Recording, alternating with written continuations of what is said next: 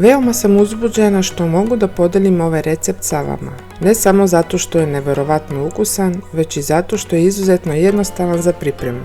Ne morate biti profesionalni pekar da napravite ovakve poslastice. Sa nekoliko jednostavnih sastojaka i osnovnim tehnikama možete napraviti zaista fantastične kolačiće. Hajde da počnemo sa sastojcima. Treba će nam brašno, veganski puter, orasi, šećer i vanila. Ja ću koristiti mešavinu polubijelog i integralnog speltinog brašna kako bi kiflice dobile bogati ukus.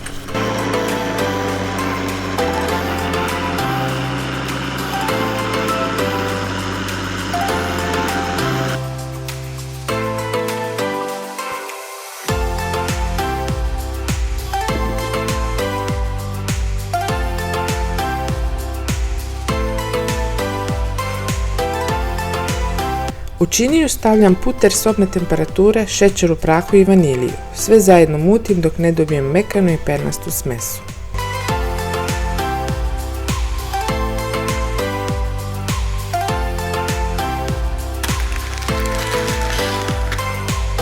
Zatim dodajemo mljevene orase i brašno.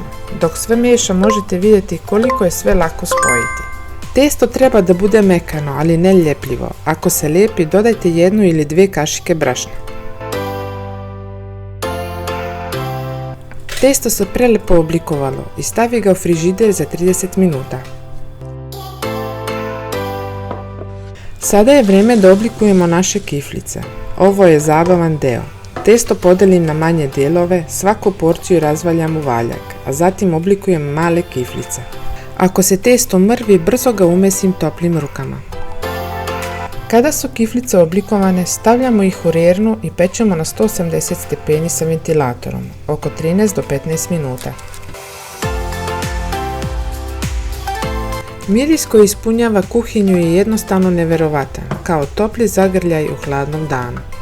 Kiflice su savršeno zlatni sa prelepom teksturom koja je baš prava. Možete ih uvaljati u šećer u prahu kada se malo ohlade. Tekstura ovih kiflica je savršena, hrskavi s polja, a mekan izunutra, a ukus apsolutno božanstven.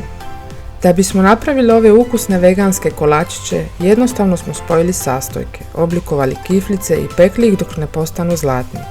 To je jednostavan recept koji je lako pratiti, a krajnji rezultat je zaista divan. Ako ste ljubitelj veganskih poslastica, voljela bih da čujem koje su vaše omiljene u komentarima ispod. A ako tražite još ukusnih veganskih recepata, obavezno pogledajte moj drugi video gdje dijelim fantastične poslastice na biljnoj bazi. Vidimo se uskoro.